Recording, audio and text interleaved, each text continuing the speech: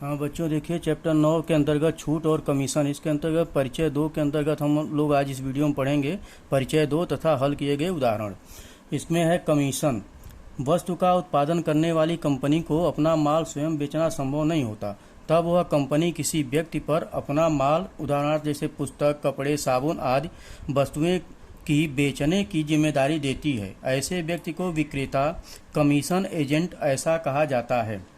इस सेवा के बदले में उसे कुछ पारिश्रमिक दिया जाता है, उसे ही कमीशन ऐसा कहते हैं।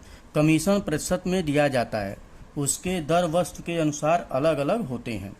जैसे जमीन, भूखंड, घर, पशु पक्षी, इनके मालिकों को ऐसी चीज़ें बिक्री करते समय आसानी से ग्राहक मिलेंगे ही ऐसा नहीं है। इसलिए बेचने वाला तथा खरीदार इन्हें पास लाने का कार्य जो व्यक्ति करता है उसे मध्यस्थ या दलाल या कमीशन एजेंट कहते हैं।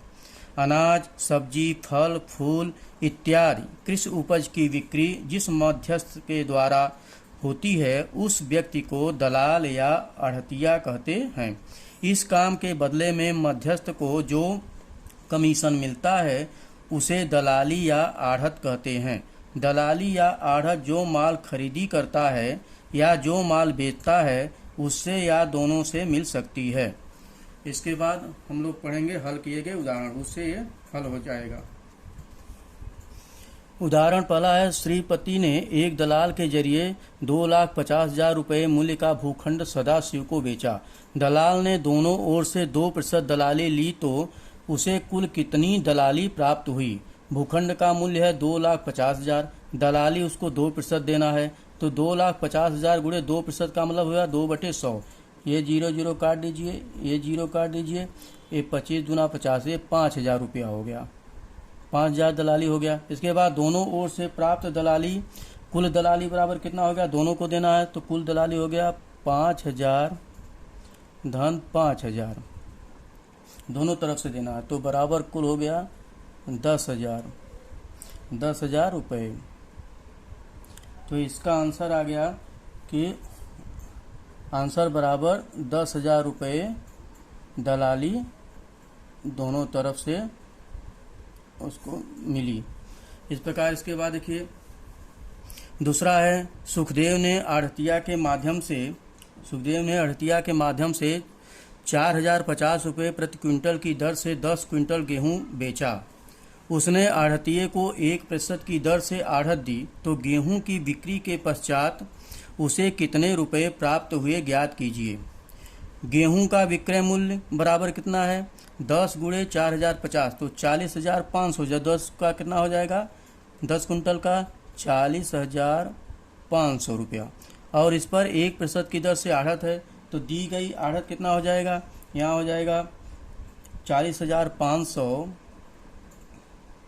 ये 40,500 गुणे 1%। 1% का मतलब 1/100, ये काट देंगे तो 405 रुपये आएगा। 405 रुपये आढ़त का खर्च हुआ। तो गेहूं बेचने पर प्राप्ति राशि बराबर गेहूं का विक्रय मूल्य ऋण आढ़त। तो गेहूं का विक्रय मूल्य कितना है? 40,500।